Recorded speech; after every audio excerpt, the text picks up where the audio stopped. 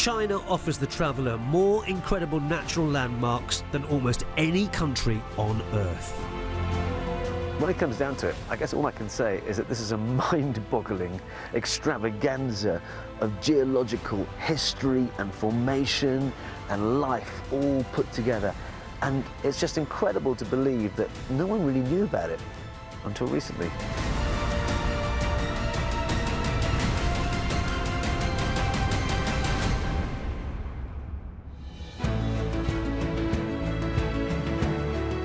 The economic explosion in China has been well documented, but I'm on a mission to explore this huge country's natural terrain, largely unknown to the rest of the world, but not for long.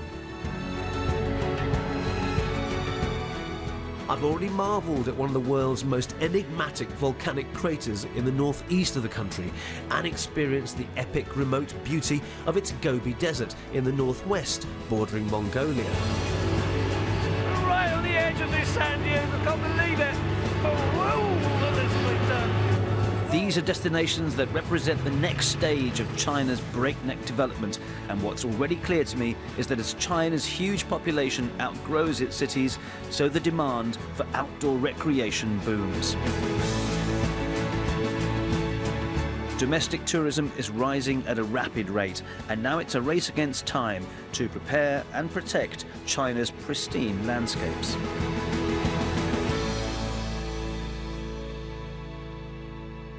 Gansu province, where China meets Eurasia, may be today one of the country's poorest regions, but it's also home to one of the world's geological miracles, the Rainbow Mountains, China's Technicolor version of the Grand Canyon.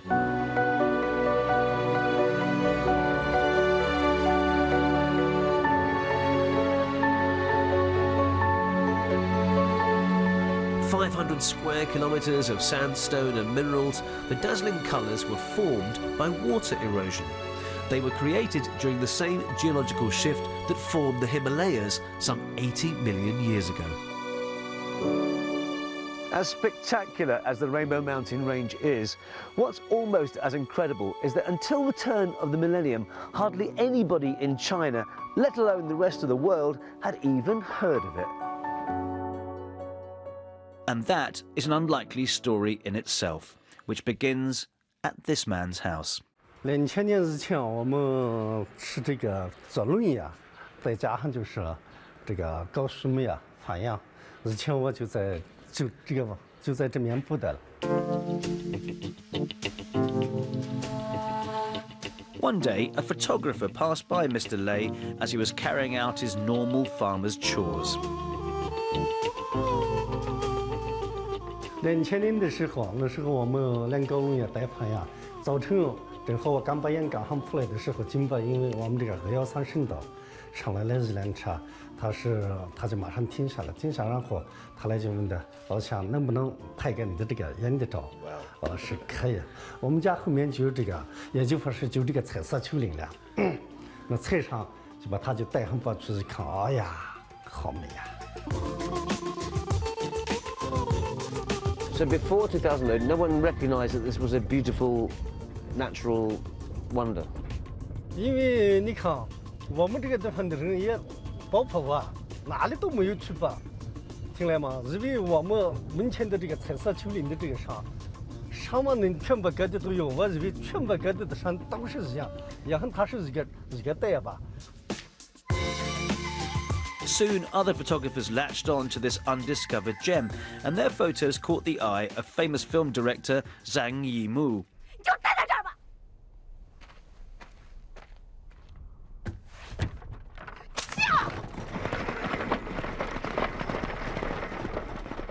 He shot a remake of the Coen brothers film Blood Simple here, and its success in China made the mountains famous. Some of the props are still visible, and Mr. Lei himself was an extra in the movie.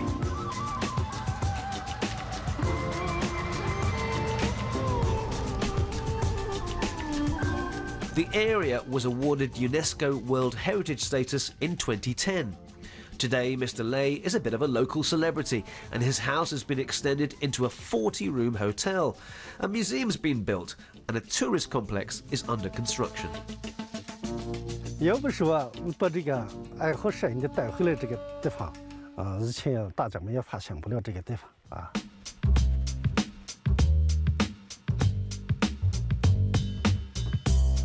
现在我们从山东泰安那边，然后一直走高速，然后开车过来是20几个小时。So can you describe your experience here in the mountain range? Not you. 山的感觉是非常美，给我一种非常震撼的感觉，就是它有很多种颜色。我是第一次来到这里，看到这么美的山，心里非常的高兴，开心极了。How proud are you of the way that China looks after its natural wonders? 那感觉到真的感觉很骄傲，因为我来到这儿以后，我看到这里，到处都很干净。可能也是这个新开发的景区嘛，我希望就是以后还是保持这种，原生态的吧，没有污染，没有破坏。Has China always been good at looking after its environment? 倒不是，因为我们实话实说嘛，从德州过来，我们那边就有很严重的雾霾。现在我们国家不是也是一直在努力的这个改善嘛。希望以后都能在我们那也能呼吸到这么好的空气。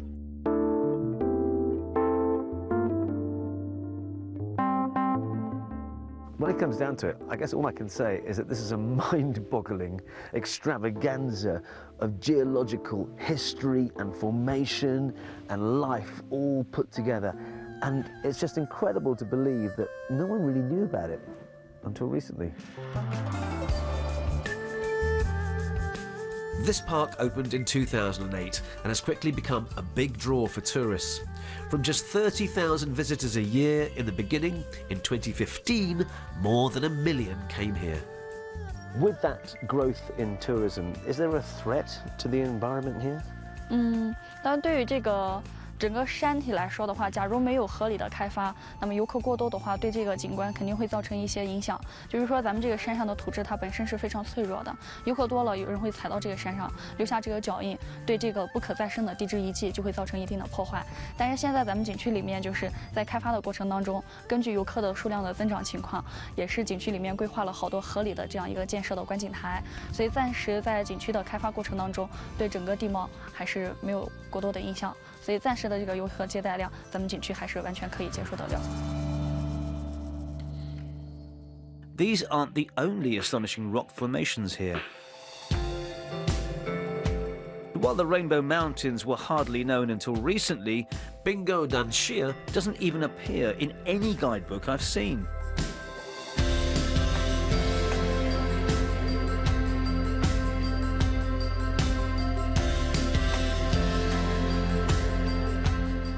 If the Rainbow Mountain Range is all about the forces of nature creating a vivid palette of colours, then this geosite is all about amazing and sometimes lifelike shapes being created by those very same forces.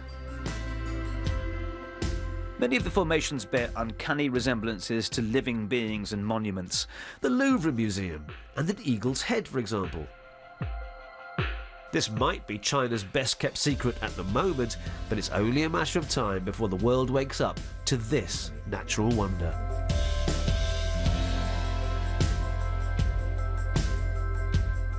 It's time to leave Gansu province and head to my next destination and the last leg of my tour. At least that's what the plan is. The hazards of travelling within China. Actually, the hazards of travelling from any remote region to another remote region. Because of bad weather, our plane was delayed from our first airport and we're now stuck here in Xi'an and we've missed the connecting flight, which means we're stranded here. So, watch this space. Or rather, don't watch this space. And so onto China's western region and the edge of the Tibetan Plateau. This is Sichuan province, and here you'll find Jiuzhaigou National Park.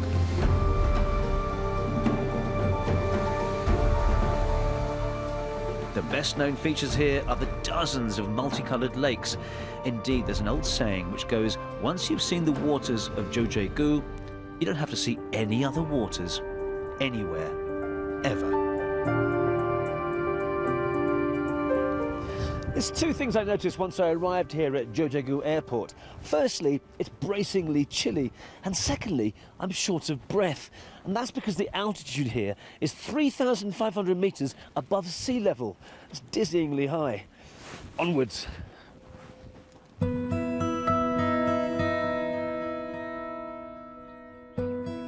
The development of China's national parklands like these has been rapid over the last 2 decades. The area of all parks in China now covers nearly 17% of its total landmass. That's higher than in the USA.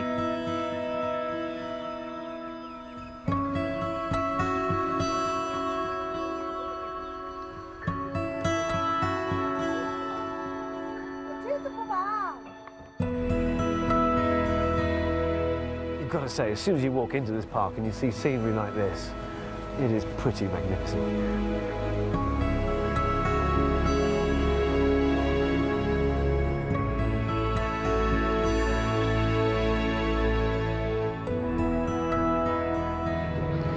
This bus system is pretty efficient, and it has to be.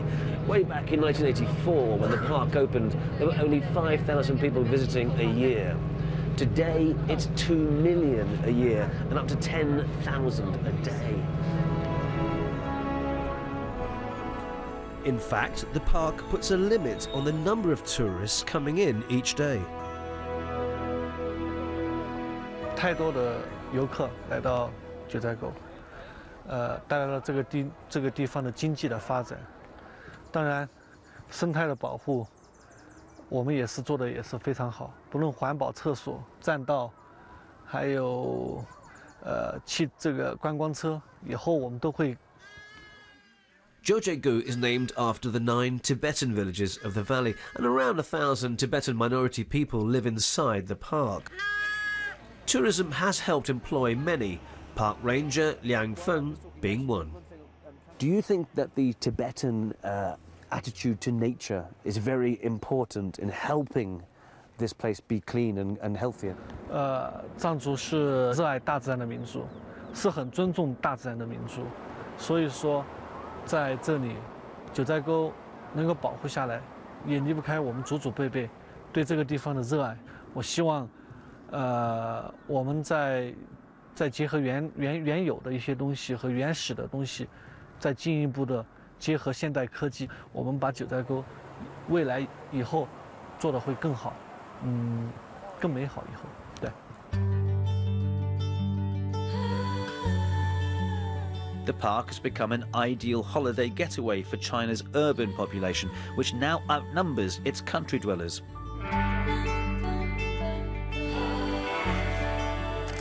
07年的时候，大概在9年前，是我高中毕业的时候，然后。 高中毕业就是毕业旅行嘛，也算是大学之前的旅行，我就来到了这里。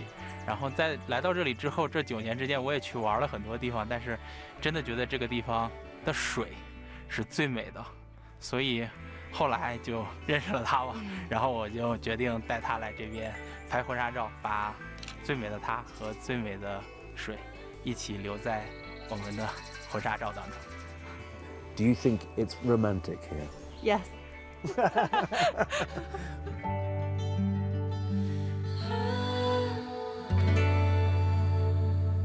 And some people aren't just content with visiting here. There's quite an interesting phenomenon going on at the moment, which is against the general trend in China, whereby people are actually leaving the city to go and live in the countryside. And I'm going to a hostel right now, which was set up by 3 cousins who came here on holiday last year and decided they wanted to stay for good.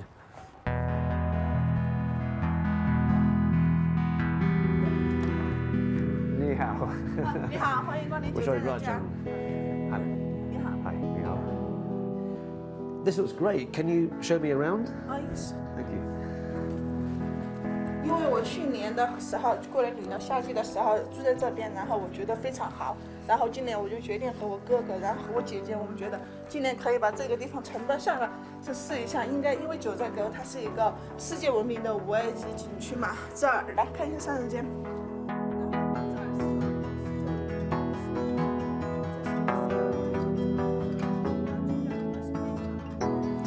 因为我在大城市里面的话是感受快节奏的生活，然后在这边是慢节奏的生活，所以我想体验一下慢节奏生活是怎么样的，什么样的感受。Li Ling isn't the only one who's noticed the commercial potential of Jiuzhaigou's pristine nature. Despite protective measures inside the park, rapid development outside has raised concerns about the environmental impact. I mean, look at this place. This hotel complex has more than 1,000 rooms, and it resembles an aircraft hangar, it's so huge. And these shopping outlets are just everywhere. If you want a puffer jacket, I suggest you come here.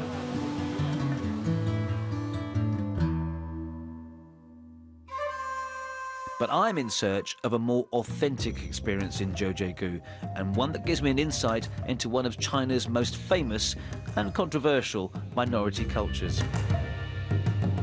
If you want a really eco-conscious, authentic experience, there are options.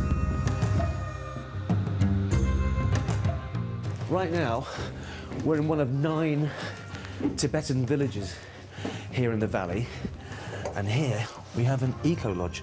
Now check this out. Lovely room, 2 nice beds, hot water, look at that, plus heating. Very comfortable experience, and you can feel good about yourself too doing it. Sink, and I've heard there's even Wi-Fi. What more could you want?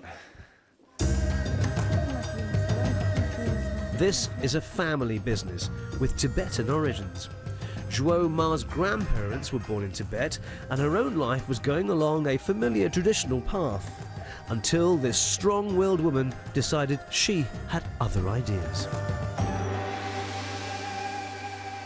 是，在这就是我们这个藏族呢有一个传统的习俗呢，就是也有一个订婚，就是订婚呢，就是我们可能生下来1岁到3岁之间，他们就父母就会给你选一个那个。所以呢，就是我呢是3岁的时候就定了亲，那我应该17岁的时候就应该结婚。But Zhuo Ma had other ambitions and told her cousin she didn't want to get married. 等他回来的时候呢，他问我，他说你真的不想结婚吗？我说是的。然后呢，他就拿了一个，当时在北京有一个中华民族园，就是他的一个。招聘的一个这个报纸，我说北京在哪里我不知道，但是可以去的话，我说可以。Zhuo Ma lived in Beijing for 5 years, working and studying. She returned home to Jiuzhaigou with a business idea. 那么我们就有了这个第一个那个 homestay。那 homestay 做了以后呢，就是卓玛体验之家。Zhuo Ma's business acumen has provided her family with not just eco-homestays, but also a restaurant in town and a chance for tourists to learn about traditional cuisine. So I'm making veggie soup, which I'm sure has got a proper Tibetan name, but I'm going to make that. Yeah. And you guys, what are you making? I'm making the yak meatballs. Yak meatballs? And I'm doing some yak meat-based thing that's wrapped in tinfoil from what I saw in the menu. Very good. And you? And I'm doing a seasoned salad, it looks like. A seasoned salad? Yeah. Nice. Okay, so let's begin. Okay.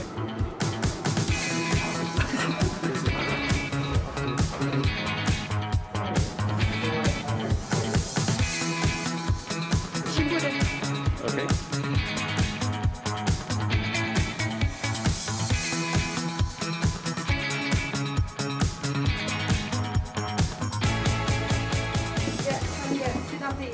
After an hour of beavering away in the kitchen, we're ready for a taste. Wow, who made this? Oh yeah, we did. So tell us what each of these dishes that I know we made, but what each of these dishes are. Okay, so this is some vegetable and then yak meat, and there also is a potato, and inside have yak meat, little bit. This is come from mountains, very, very special Tibetan medicine. And is there a traditional Tibetan ceremony or something that you say before people eat? Yes, we have tea, and then it's also like thick, and then it's make like this. Okay. 친che, 친che. Really? Yeah. What does this mean? Very happy get together for thank you. Okay. Anything. We are very happy get together. Okay. So like Should we this. do it together now? Chiche. Ready? Yes. Chin Yeah. chin. Chin chin. Chin chin. Oh, and there is one other ceremony that Jiuzhaigou wants to show me. It's same like alcohol, but not too strong. So then I singing and then we need one person drinking. So I can choose one person. So I choose you, okay? It's for good luck, she says. I'm not so sure, but you know, she's my host, so what can I do? Pamaya, pamaya, pamaya, 该知去给帕玛拉，肚子我们去拔起来么？说肚子我们去拔起来么？呀，这是嘞。捉波呀，捉波呀，捉波呀，三自己给捉波啦，肚子抢给去吧。 The hospitality was astonishing, the singing was brilliant, the food is lovely. The wine is good, 3 glasses in a row. It's probably pushed me to the limit, but you know, let's just have fun.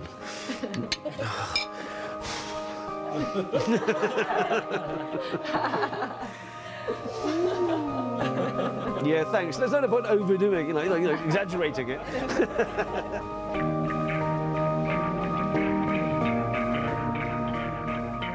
It's likely that just as with every other place I've experienced in China, the number of people visiting here will continue to rise, and that will pose challenges in balancing the innocence and authenticity of these regions against the forces of grand-scale development and mass tourism.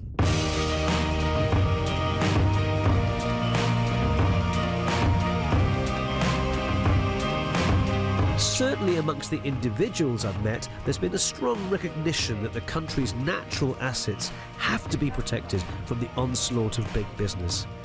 And I really, really hope their wisdom prevails.